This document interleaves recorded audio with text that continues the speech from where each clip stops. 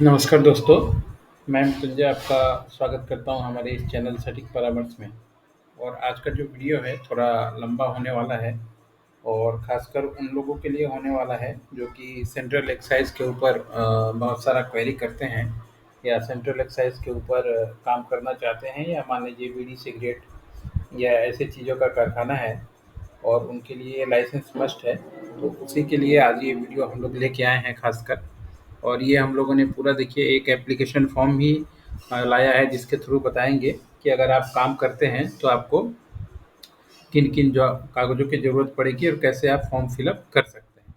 तो देखिए ये जो फॉर्म है आपको form 1 A1 application for the central excise registration section rule 9 of central excise 2002 यानी 2002 से ही ये जो सेंट्रल एक्साइज़ का लॉ है वो एप्लीकेबल है। और फॉर द इसमें देखिए क्या है किसके किसके लिए ये फॉर्म यूज़ होता है for new registration, amendment to information और registration case of existing registrar.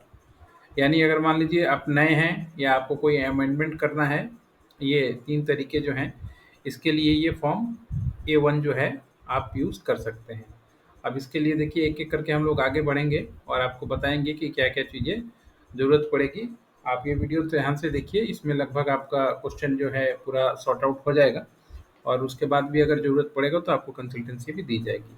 The identification of the business required registration यानी बिजनेस का जो आइडेंटिफिकेशन है वो चाहिए होता है। जैसे मैन्युफैक्चरिंग अगर आप करते हैं, वेयर हाउसिंग करते हैं और एक्सपोर्ट करते हैं और unit of export processing zone, first stage dealer और सेकंड स्टेज डीलर, अगर ये तीनों काम आप करते हैं, चारों काम करते हैं, तो आपको ये एप्लीकेशन करना ही पड़ेगा। यानी आप बीड़ी के मान लीजिए बीड़ी, सिगरेट या टोबैको प्रोडक्ट के अगर आप मैन्युफैक्चरर हैं या आप वेयर हाउसिंग करते हैं या डीलर हैं बहुत बड़े, तो इन सारी चीज़ों में आपको ज़रूरत पड़ेगी।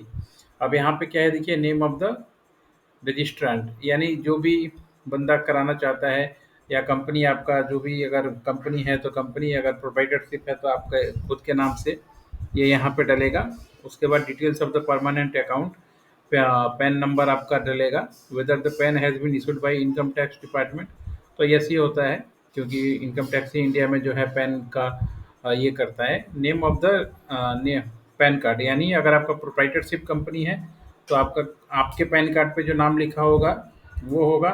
और अगर पार्टनरशिप और अगर मान लीजिए प्राइवेट लिमिटेड है तो प्राइवेट लिमिटेड के पैन कार्ड पे जो होगा वो होगा। If the PAN card is not available whether applied for PAN, अगर पैन कार्ड नहीं है तो आप उस समय बता सकते हैं कि हमने पैन के लिए एप्लीकेशन किया है।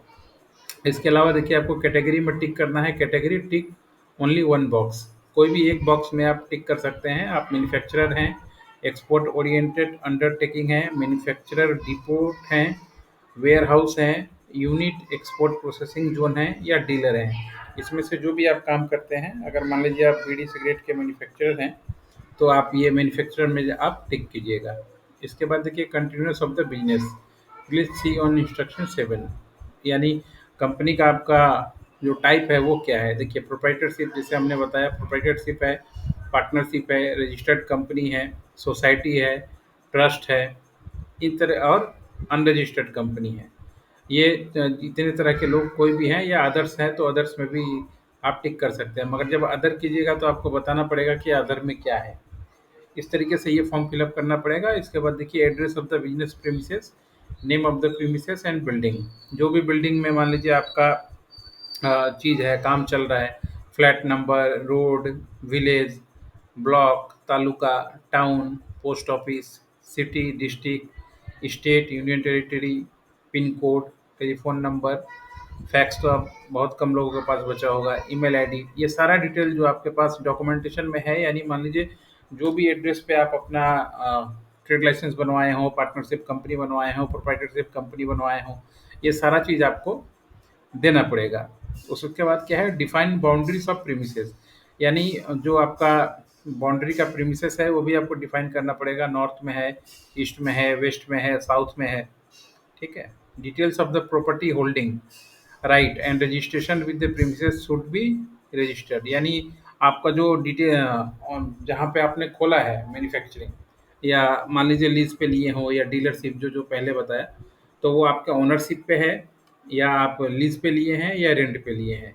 ये तीनों में से कोई भी होता है, तो उसके अनुसार आपको डॉक्यूमेंटेशन दिखाना पड़ता है और चीज़ें बतानी पड़ती हैं। इफ़ ओन्ड वेदर मॉर्टगेज और हाइपोथेकेटेड, अगर आपका है तो मॉर्टगेज है या हाइपोथेकेटेड है, यानी मॉर्टगेज मतलब बहुत बार होता है कि बैंक वगैरह में कोई मॉर्टगेज रख देता है लोन के लिए, तो वो भी अगर हो तो आपको बताना पड़ेगा। Estimated investment in land, plant and machinery, जितना भी आप इन लाख में बताना है कि अगर आप ज़मीन से लेके प्लांट और मशीनरी में कितने रुपए आप लोगों ने इन्वेस्टमेंट वहाँ पे किया है। Address of the head office if different from the serial number 5, अगर मान लीजिए आपका हेड ऑफिस कहीं और है या मैन्युफैक्चरिंग का एड्रेस कहीं और है, तो 2 एड्रेस दे सकते हैं। और अगर मान लीजिए एड्रेस सेम है, एक ही एड्रेस पे हेड ऑफिस भी है और मैन्युफैक्चरिंग भी हो रहा है, तो सेम एड्रेस ही यहाँ पे आप दीजिएगा। इसमें भी नाम, flat, street, village, area, locality, block, post office, city, ये state, pin code, telephone number, same चीज़, सेम जैसे वहाँ पे था, वहाँ भी आपको देना पड़ेगा। Name, designation and address of the person signing application form and authorised, यानी जो भी बंदा मान लीजिए कंपनी का है, तो कंपनी के डायरेक्टर या प्रोप्राइटरशिप आप अकेले मालिक हैं, तो आप अकेले, आपका सारा डिटेल जो है इसमें चाहिए होता है। आपका नाम, आपका पोजीशन क्या है, name of the premises, building का नाम क्या है, बिल्डिंग का फ्लैट, रोड, जैसे आपका सारा कुछ इसमें लगेगा, ये आपको देना पड़ेगा। नाम वगैरह देखिए, इतना सारा कुछ।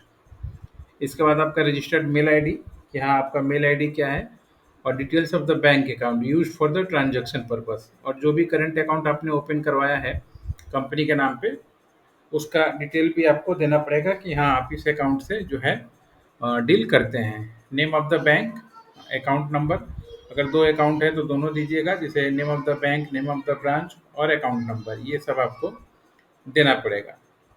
अब पार्ट 2 में अगर आप आते हैं इसके फॉर्म के, तो business transaction number obtained from the government और एजेंसी और डिपार्टमेंट, अगर मान लीजिए आपको कोई एक्स्ट्रा लाइसेंस मिला हुआ है किसी चीज़ के लिए, बिजनेस डिटेल्स काम करने के लिए, जैसे ट्रेड लाइसेंस हो या गुमस्ता हो या मान लीजिए ट्रेडमार्क हो, ऐसी चीज़ें जो ज़रूरी होती हैं, तो वो आप इसमें दे सकते हैं, उसका नंबर दे सकते हैं। कस्टम रजिस्ट्रेशन अगर आपके पास है तो वो भी आप दे सकते हैं। अगर इंपोर्ट एक्सपोर्ट के लिए कोड आपके पास है तो वो भी आप दे सकते हैं यहाँ पे। सेल्स टैक्स का नंबर है वो भी आप दे सकते हैं। जीएसटी का नंबर है वो भी आप दे सकते हैं। अगर पुराना कोई सेंट्रल एक्साइज है तो वो भी आप दे सकते हैं। अगर नहीं है तो देने का ज़रूरत नहीं है। रजिस्टर ऑफ द कंपनी, जैसे कंपनी में क्या होता है, प्राइवेट लिमिटेड कंपनी में जब आप बनवाइएगा तो आपको सिन मिलेगा, कॉर्पोरेट आइडेंटिफिकेशन नंबर इसको बोलते हैं, तो वो नंबर यहाँ पे जो है देना पड़ता है। अगर आपका कंपनी लिमिटेड, प्राइवेट लिमिटेड या मान लीजिए एलएलपी या ओपीसी 1% कंपनी, ये सब है, तो ही आपको सिन नंबर का ज़रूरत पड़ता है। अब पार्ट 3 में देखिए, proprietorship, partnership, chief executive officer, chairman, managing director, trustee, ये पोजीशन होता है किसी भी कंपनी का। जब आप काम कीजिएगा तो यही डिजिग्नेशन होता है। तो मोड ऑफ द बिजनेस इसमें देना है, नाम देना है, डिजिग्नेशन देना है, name of the premises, flat, road, area, ये सारा कुछ आपको भर के उसमें देना पड़ेगा। Major excisable good be manufacture, warehoused, trapped और द मेजर इनपुट, मतलब कौन सा काम आप इसमें करते हैं वो आपको इसमें देना पड़ेगा।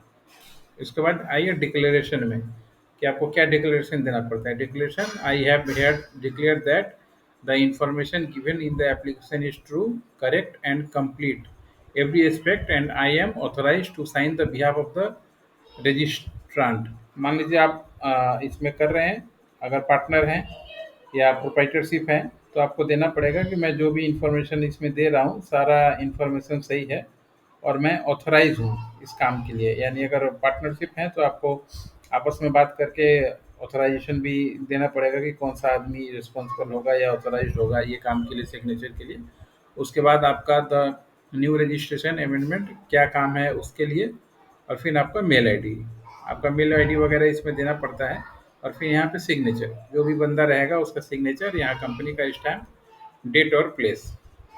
उसके बाद ये एक्नॉलेजमेंट का आएगा, to be given event registration is not issued at the time of receipt of the application, यानी जब हाथ के हाथ तो इसमें एप्लीकेशन नहीं मिलता है, रजिस्ट्रेशन सर्टिफिकेट आरसी जो है हाथ के हाथ नहीं मिलता है, मगर ये एक्नॉलेजमेंट जो है आपको मिलेगा। ये एक्नॉलेजमेंट में जैसे न्यू रजिस्ट्रेशन नंबर या बाकी डिटेल दिया रहता है कंफर्मेशन कि हाँ आपने जो है एक एप्लीकेशन किया हुआ है, उसके लिए ये नंबर एक्नॉलेजमेंट जनरेट होता है।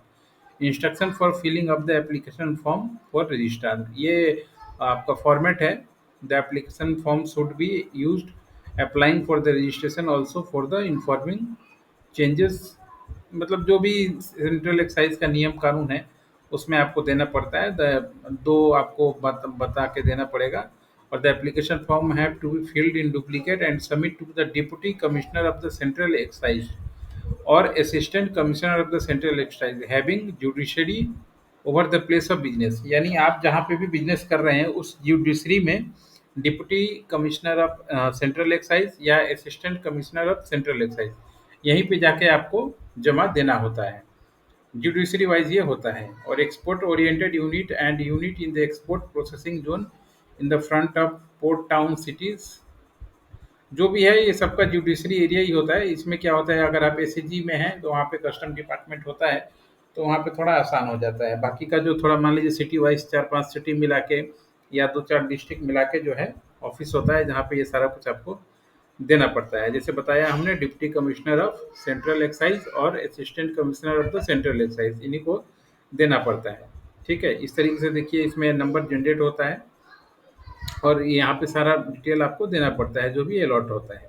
ये 13-14 जो हैं 15-16 क्राइटेरिया हैं जो आपको मान लीजिए मानना पड़ता है। The application sign the register himself by his authorised agent and power of attorney, अगर मान लीजिए कोई एजेंट दिए हों तो पावर ऑफ अटॉर्नी उनको देना पड़ता है।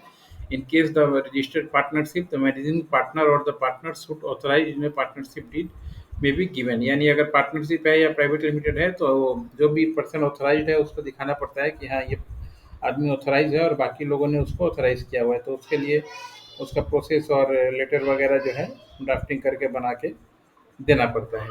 इस तरीके से देखिए आप जो है सेंट्रल एक्साइज का फॉर्म फिलअप कर सकते हैं और ये फॉर्म फिलअप करके आपको जमा देना पड़ता है। जो जगह हमने दिखाया आपको, आपके जुडिशरी में जो भी डिप्टी कमिश्नर हैं या असिस्टेंट कमिश्नर हैं सेंट्रल एक्साइज के, उनको उसके बाद ये लोग डॉक्यूमेंट को एग्जामिन करते हैं।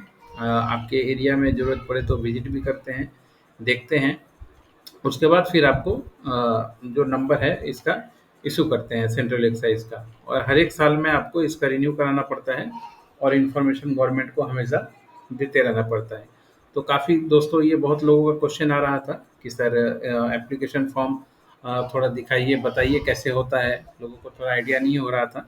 तो इस वजह से हमने ये लाइव आपको दिखाया कि किस तरीके से आप ये फॉर्म फिलअप कर सकते हैं, फॉर्म A1, और क्या-क्या डिटेल्स इसमें भरना पड़ता है। दोस्तों अगर ये फॉर्म आपको चाहिए तो आप हमें व्हाट्सएप कीजिएगा, हम लोग इसको पीडीएफ में आपको अवेलेबल करवा देंगे। आप इसको प्रिंट करा के अपना मान लीजिए अगर आपको जमा देना हो तो सारा इन्फॉर्मेशन फिल करके आप ले जाके इसको जमा दे सकते हैं और अपने काम को आगे बढ़ा सकते हैं। हम लोग इसमें गाइडलाइन भी करते हैं ये सारा डॉक्यूमेंटेशन करवाने के लिए और बिजनेस को आगे बढ़ाने के लिए, या बिजनेस को मान लीजिए किस तरीके से चलाया जाता है उसके लिए ईयरली भी एग्रीमेंट करते हैं। तो अगर आप चाहते हैं हमारी सर्विसेज तो आप नीचे दिए गए व्हाट्सएप पर कमेंट्स कीजिएगा, हम लोग अपना चार्जेस बता देंगे। अगर आप राजी होंगे तो हमारे साथ जुड़ के अपने काम को आगे बढ़ा सकते हैं। आज के लिए इतना ही दोस्तों।